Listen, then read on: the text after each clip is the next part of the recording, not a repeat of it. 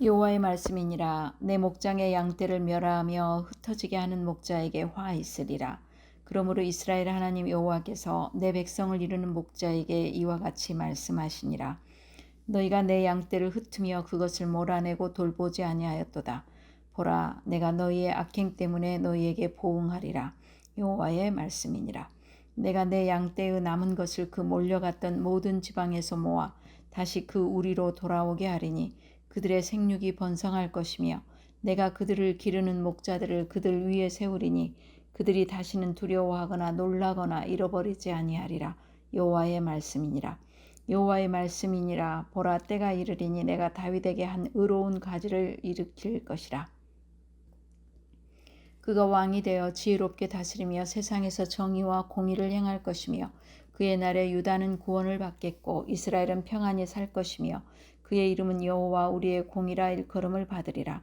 그러므로 여호와의 말씀이니라. 보라, 날이 이르리니 그들이 다시는 이스라엘 자손을 애굽 땅에서 인도하여 내신 여호와의 사심으로 맹세하지 아니하고 이스라엘 집 자손을 북쪽 땅 그 모든 쫓겨났던 나라에서 인도하여 내신 여호와의 사심으로 맹세할 것이며 그들이 자기 땅에 살리라 하시니라.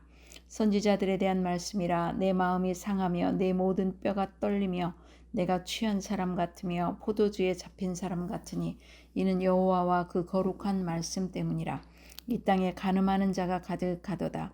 저주로 말미암아 땅이 슬퍼하며 광야의 초장들이 마르나니 그들의 행위가 악하고 힘쓰는 것이 정직하지 못함이로다. 여호와의 말씀이니라. 선지자와 제사장이 다 사악한지라. 내가 내 집에서도 그들의 악을 발견하였노라. 오늘 우리에게 주신 말씀은 에레미야서 23장 1절로 32절입니다. 내가 어디에나 있는 줄을 모르느냐 하는 제목입니다. 내가 사실은 하늘과 땅 어디에나 있는 줄 모르느냐 하는 제목입니다. 모 방송국의 인간극장에서 목사님의 이중생활을 보았습니다. 산골 마을의 해결사로 예배가 끝나면 농부로 변신하여 농사일을 돕고 있는 모습이었습니다. 농기계를 장만하여 직접 마을의 농사일을 돕고 장작을 패기도 하였습니다. 그러다가 PD 수첩에 어느 목사님의 이중생활을 보게 되었습니다. 너무나 놀라서 충격적이었습니다. 오랫동안 행했던 성적 스캔들이 드러나서 교회가 둘로 분리가 되어 다투고 그런데도 여전히 그 젊은 여자와 나란히 앉아서 예배를 드린다는 것이었습니다. 건물만 해도 1,700억이나 되는 교회이었습니다. 성도를 두려워하지 않는 목사가 하나님 또한 안중에 없었겠죠. 오늘 말씀은 특별히 거짓된 선지자와 제사장들을 고발하고 있습니다. 진정한 의미의 정의와 공평은 부패한 이 세상에서 죄성에 오염된 인간 지도자로서는 실현될 수 없음을 알게 합니다. 정의와 공평의 실현은 오직 하나님께서 당신의 백성들을 다스리시기 위해 세우실 한 의로운 왕, 곧 하나님의 아들 예수 그리스도에 의해 통치될 하나님 나라에서만 가능함을 깨닫게 됩니다. 오늘 본문이 주시는 교훈입니다. 첫째, 배어간 목자 대신 미래의 왕 메시아를 소개합니다. 1절의 목자에게 이 의미는 유다의 지도자들로 원문에는 복수로 표현되고 있답니다. 이것은 왕을 포함하여 그의 주변에서 불의와 폐역의 길로 인도하는 조언이라든지 정책을 제시했던 정치, 종교 지도자들을 포함하는 말입니다.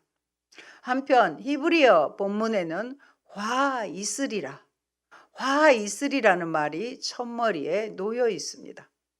이 말은 왕을 비롯한 지도층의 죄악에 대한 단순한 정죄와 비난의 정도를 넘어서 화 있다겠잖아요. 심판 선언의 성격을 띠고 있습니다. 목자들에는 이스라엘 양무리를 흩어지게 하는 1차적 책임이 있는 이들로 왕들, 지도자들이 우선적으로 포함될 것입니다. 그들은 왕들과 선지자들, 그리고 제사장들과 귀족들의 범죄와 우상 숭배로 인하여 민족 전체가 파국을 맞게 되었으며 정국토가 황폐화되었던 것입니다. 원래 목자의 임무는 양떼를 지키고 돌보는 것인데 이들 이스라엘 지도자들은 하나님의 백성을 오히려 흩어지게 하고 몰아내는 일을 하였던 것입니다. 그런데 3절에 보면 흩어진 양떼를 다시 모으는 장면이 등장합니다. 1절과는 대조적으로 양떼를 모으는 일을 하는 자가 다름 아닌 여호와 자기 자신임을 말씀하십니다. 그 백성은 그릇된 목자들의 길을 따름으로 언약을 거부했고 범민족적으로 반역을 시도하였기 때문에 결과가 어떻게 됐어요? 포로로 잡혀가게 되었지만 그들을 통해 이루고자 하시는 하나님의 섭리로 인해서 귀한 다시 돌아오는 은혜에 참여하게 되는 것입니다. 4절에 보면 내가 그들을 기르는 목자들을 그들 위에 세우리니 그들이 다시 두려워하거나 놀라거나 잃어버리지 아니하리라. 여호와의 말씀이니라. 여호와의 말씀이라는 말은 반드시 시행하시겠다는 약속의 의미입니다. 본문에 아까도 본문 봉독할 때 보면 여호와의 말씀이니라 하는 구절이 여러 번 반복이 됩니다. 목자들을 세우셔서 양떼는 보살핌을 받고 일일이 계수되어질 것이기 때문에 잃어버리지 아니할 것입니다. 오히려 그때보다 훨씬 더 좋아질 것입니다. 여호와로부터 임명받은 목자들이 그들을 충실하게 돌보아 줄 것이고 또 그 땅에서 공포와 두려움을 다 제거해 줄 것이기 때문입니다. 5절에 보면 내가 다윗에게 한 의로운 가지를 일으킬 것이라고 합니다. 이 구절은 다윗 혈통의 이상적인 왕 누구예요? 메시아가 와서 이스라엘의 모든 소망을 실현하게 될 것이라는 의미입니다. 의로운 가지의 원뜻은 베어버린 나무의 뿌리에서 돋아난 순으로 새싹을 의미합니다. 나무를 베어버렸는데도 그 밑둥이에서 새로운 싹이 나는 것이죠. 이는 장차 다윗의 왕위를 계승할 의로운 통치자인 그리스도를 상징합니다. 과거 유다 왕들은 미련하고 어리석게 행하여 백성들을 멸망과 파멸의 길로 이끌었지만 메시아는 지혜로 그들을 인도하여 번성하고 번창하게 할 것입니다. 그는 선민의 왕으로서 하나님께로부터 참된 지혜를 받아 그 지혜로 그들을 통치할 것입니다. 그리고 그는 정의와 공의를 행할 것입니다. 에레미야는 여기서 유다가 온갖 재앙과 속박에서 해방될 날이 올 것으로 기대하고 있습니다. 그때가 되면 외부의 대적들이나 내적인 긴장이 그들을 더 이상 괴롭히지 못할 것입니다. 이전에 왕들이 철저히 외면했고 또한 백성들이 그토록 목말라 있던 공의를 메시아가 이 땅에 가져와 백성들로 누리게 할 것입니다.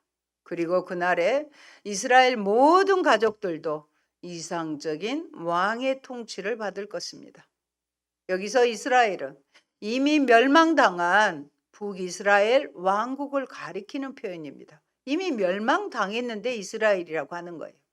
그런데 언급된 이상적인 왕이 유다 역사를 점검해 봐도 등장한 일이 없기 때문에 그렇다고 하면 이는 주 예수께 적용될 수밖에 없습니다. 그분이야말로 우리를 모든 죄와 저주로부터 해방시키는 메시아이며 정의의 심판을 행하는 의로운 왕이십니다. 의로운 왕인 메시아는 누구시다? 예수 그리스도입니다. 8절에 봅니다. 이스라엘 집 자손을 북쪽 땅 그 모든 쫓겨났던 나라에서 인도하여 내신 여호와의 사심으로 맹세할 것이며 그들이 자기 땅에 살리라 하시니라. 아멘. 여러 나라에 흩어졌던 여호와의 백성은 이상적인 왕이 통치를 시작하게 되면 여호와께서 그들을 흩으사 내어 쫓았던 그 모든 땅에서 다시 돌아올 것입니다. 오늘날 이 말씀을 우리에게 적용해 보면 왜입니까? 그것은 바로 우리를 향하신 하나님의 크신 사랑, 우리를 구원하시기에 자기 독생자까지도 아끼지 않으신 크고 놀라운 하나님의 은혜 때문입니다. 하나님께서는 오늘도 성령을 통해 우리를 돌보시고 인도하시며 한결같은 신실한 자비와 긍휼로 우리를 대하십니다. 우리를 향한 하나님의 이 같은 사랑은 결코 다함이 없는 것입니다. 우리는 이 은혜를 부인할 수 없습니다. 그러므로 여러분, 하나님의 구원하심, 은혜로우심을 확신하며 사십시오. 여러분 자신의 연약함, 부족함, 나약함에 매여 살지 말고 넘치는 축복과 은혜로 함께 하시는 하나님을 체험하며 사시기 바랍니다. 둘째, 에레미야는 거짓 선지자들을 고발하며 경고합니다. 9절의 말씀을요, 세 번역으로 제가 읽어드리면 에레미야의 그때의 심령이 더 실감이 날 것입니다. 애언자들아, 들어라. 내 심장이 내 속에서 터지고 내 모든 뼈가 떨리며 네가 취한 사람처럼 되고 포도주에 골아 떨어진 사람처럼 되었으니 이것은 주님 때문이요 그의 거룩한 말씀 때문이라고 번역합니다. 에레미야 선지자 자신이 하나님의 거룩한 말씀을 받음으로 말미암아 자신에게 일어난 현상을 묘사하고 죄악이 번성하고 암울하였던 당시의 시대적 상황을 언급합니다. 이는 하나님의 거룩한 말씀 없이 자의적으로 활동한 당시 선지자들의 거짓된 면모를 드러냄과 동시에 그들이 유다 왕국 전반에 야기한 죄악의 심각성을 잘 보여주고 있습니다. 여호와와 여호와의 거룩한 말씀으로 인하여 에레미야에게 일어난 신체적, 정신적 상황을 네 가지 표현을 연속 사용해서 묘사합니다. 첫째, 내 마음이 상하며 내 심장이 내 속에서 터진다고 하였습니다. 이는 마음의 고통을 나타내는 최상급의 표현으로서 에레미야의 마음이 얼마나 고통스러웠는지를 잘 보여주고 있습니다. 에레미야는 남유다가 멸망하여 바벨론으로 끌려가던 시대의 예언자입니다. 내 모든 뼈가 떨린다고 했습니다. 내 모든 뼈가 흔들렸다는 의미입니다. 여러분, 뼈가 흔들린 거 한번 생각해 보세요. 부러지기만 해도 죽은다고 하잖아요. 아파서 죽어요, 진짜 골절을 당하면. 성경에서 뼈는 심장과 마찬가지로 뼈에도 인간의 감정과 매우 깊은 관련을 가진 것으로 언급이 된답니다. 잠언에서 살펴볼까요? 14장 30절입니다. 같이 보십니다. 평온한 마음은 육신의 생명이나 시기는 뼈를 썩게 하느니라. 여러분, 시기하면 어떻게 돼요? 뼈가 썩은데요. 시기 질투를 버리고 어떻게 해야 됩니까? 우리는 사랑하셔야 됩니다. 잠언 15장 30절입니다.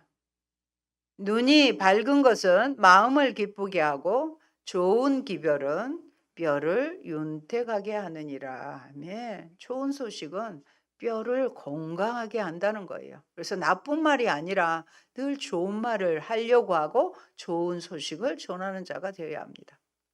내 모든 뼈가 흔들렸다는 표현은 선지자의 마음이 극심한 혼란과 고통을 느꼈다는 것입니다. 또 그가 마치 술 취한 것처럼 거의 몸을 제대로 가누지 못할 정도로 그 정신이 매우 혼미하게 되었음을 나타내는 표현입니다. 이는 그가 계시를 통해 듣고 본 것으로 인해 하나님의 계시로 인해 감당하기 어려운 정신적인 공황과 극심한 공포를 느꼈음을 알 수 있습니다. 이상과 같은 4개의 단문은 먼저 선지자 예레미야가 당대의 거짓 선지자들과 달리 그 거짓 선지자 중에는 어땠어요? 포로로 끌려와서 2년 만에 다시 돌아올 것이라는 그런 거짓 예언도 있어요. 응? 그런 거짓 선지자들과 달리 하나님의 거룩한 말씀에 압도된 자이며 말씀에 붙잡힌 자라는 사실을 보여줍니다. 즉 그는 하나님의 말씀에 의해서 여호와의 말씀이니라 여호와의 말씀이라 여러 번 강조하셨잖아요. 그 말씀에 의하여 극단적인 감정의 상태에 빠질 수밖에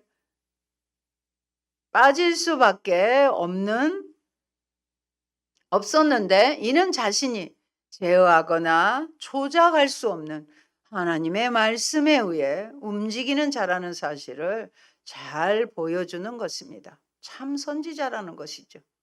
동시에 이는 하나님의 거룩한 말씀에 비추어 때 당시 백성들의 도덕적, 종교적 상황이 얼마나 폐역한 상황인지를 잘 보여줍니다.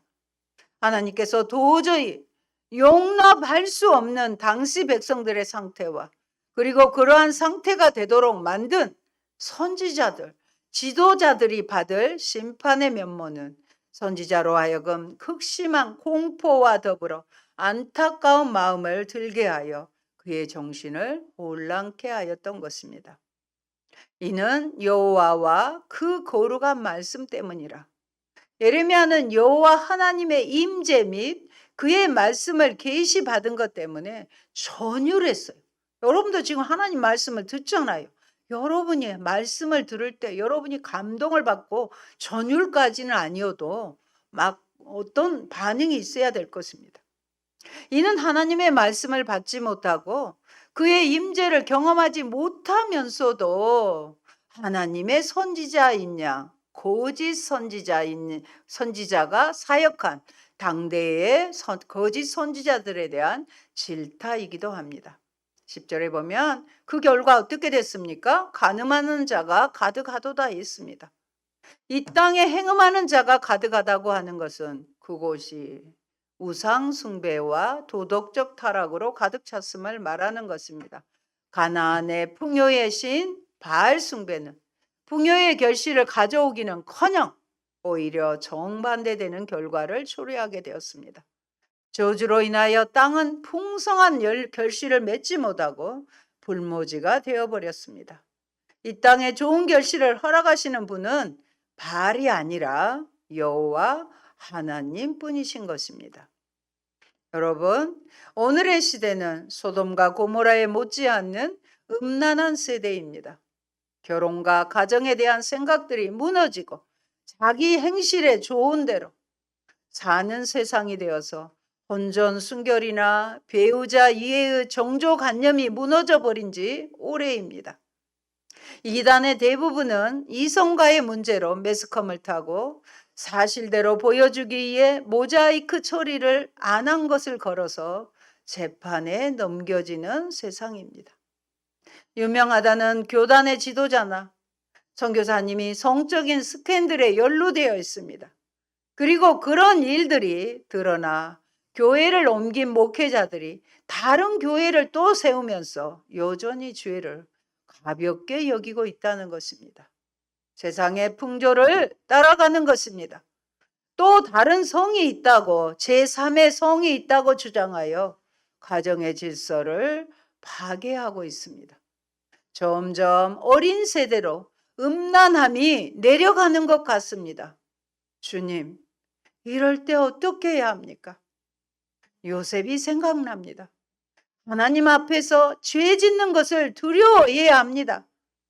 코람데오의 믿음으로 이기는 것입니다. 유혹을 이기셔야 하는 것입니다.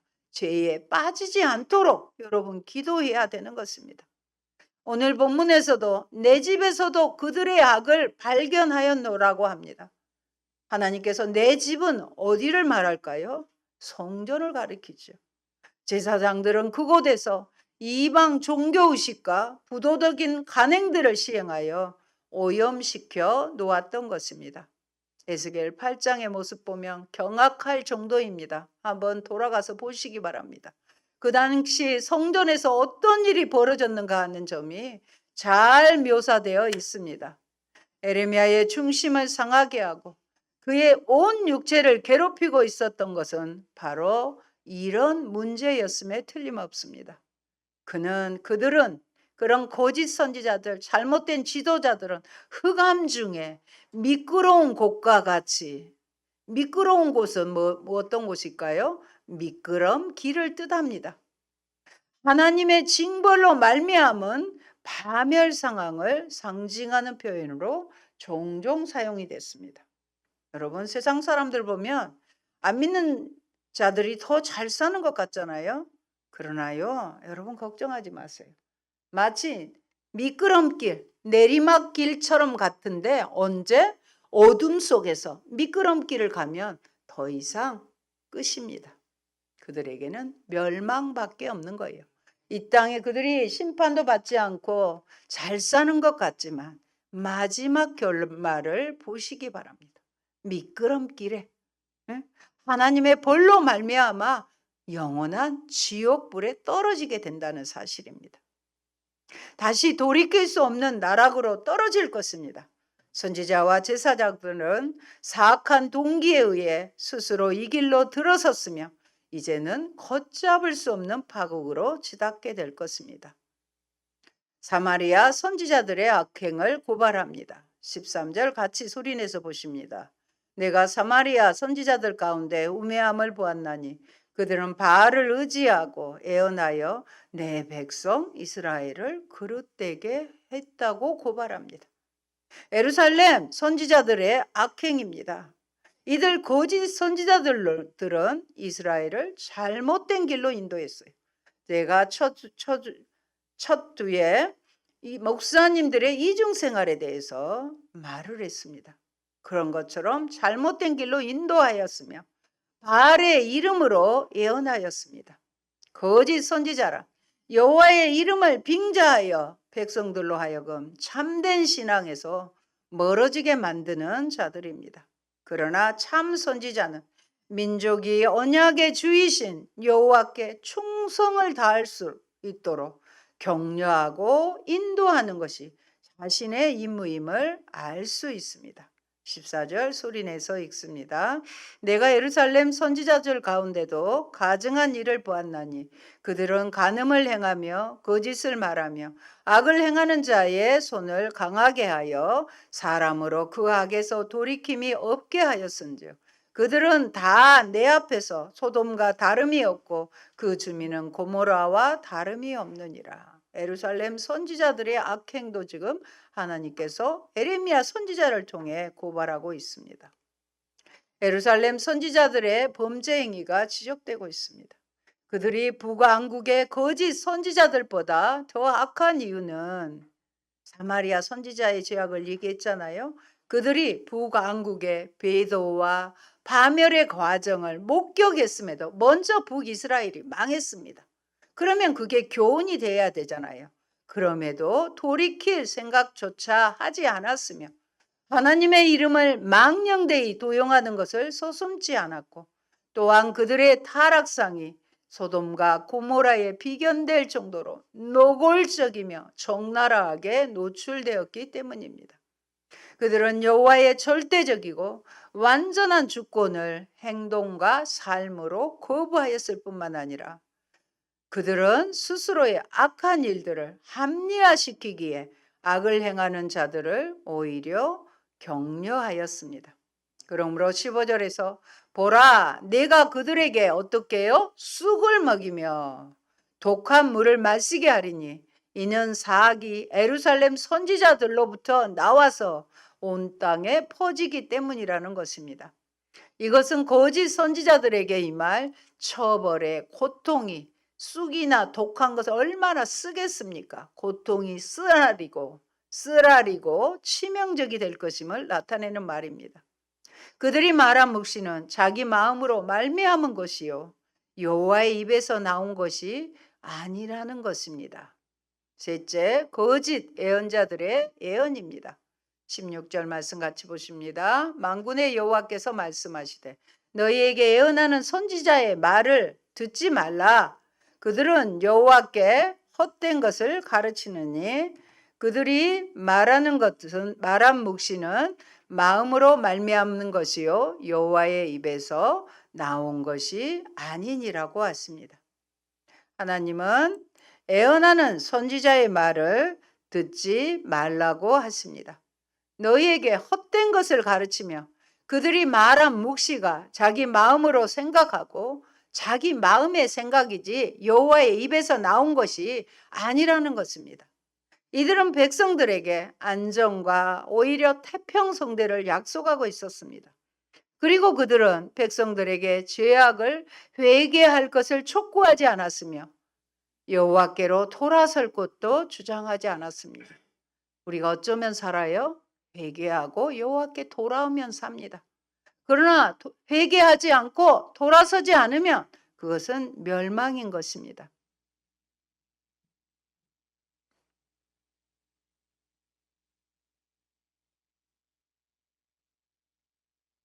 어쩌면 그들이 더 적극적으로 죄악에 가담해 있었을 것이고 따라서 그들의 말을 듣는 것은 곧 멸망으로 나아가는 지름길이 되었던 것입니다. 거짓 선지자들이 끼치는 해악이 우상 숭배로 말미암은 것과 다를 바 없는 것입니다. 이런 상황에서 여호와 하나님이 말씀하십니다. 하나님은 먼저 나는 가까운 데 있는 하나님이요 먼 데에 있는 하나님은 아니라고 하십니다. 나는 천지에 충만하지 않느냐고 묻습니다. 하나님이 뭐라고 하세요? 가까운 데 있는 하나님이다. 멀리 계신 하나님이 아니다. 나는 천지에 하늘과 땅에 어디든지 계시지 않느냐고 충만하지 않느냐고 묻고 계시는 것입니다. 우리는 때로는 하나님이 우리를 보고 있지 않을 것이라고 생각하고 함부로 행동하지만 하나님은 전지전능하시고 우리의 모든 행위를 다 보고 계십니다. 하나님은 초월해 있을 뿐만 아니라 이 세상에 내재해 계시고 우리의 머리털까지도 세시고 계시며 새들을 먹이시고 식물에게 옷을 입히시는 분이십니다. 거짓 선지자들의 죄악성은 하나님의 말씀을 도적질한 죄입니다. 혀를 함부로 놀려 하나님의 이름을 더럽힌 죄입니다. 백성들을 미혹하여 파멸에 이르게 한 죄입니다.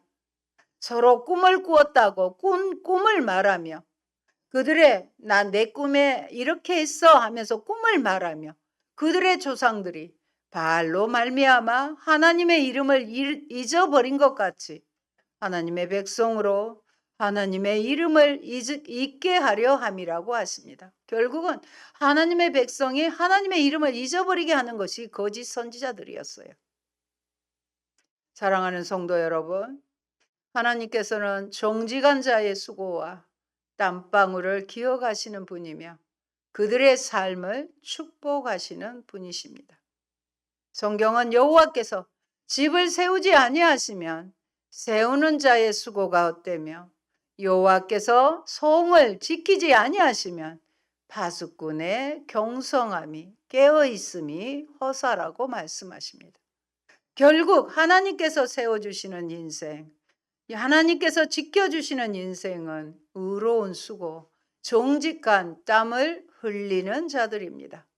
하나님은 하늘과 땅 어디에나 계시는 분이십니다. 아멘. 할렐루야. 고마우신 아버지 감사합니다. 하나님은 먼 데 계시는 분이 아니라 가까운 데 계시며 하늘과 땅 어디에나 계시는 분이라고 말씀하십니다.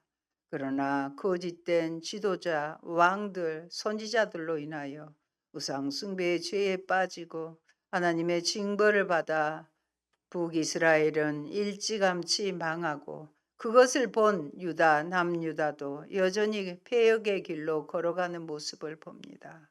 아버지 하나님, 우리는 예레미야 선지자처럼 하나님의 말씀을 그대로 전하고 말씀대로 지켜 행하는 자가 되게 하여 주셔서 어디에나 치우치지 아니하고 하나님의 인정과 형통함을 받는 저희가 되게 하여 주시옵소서.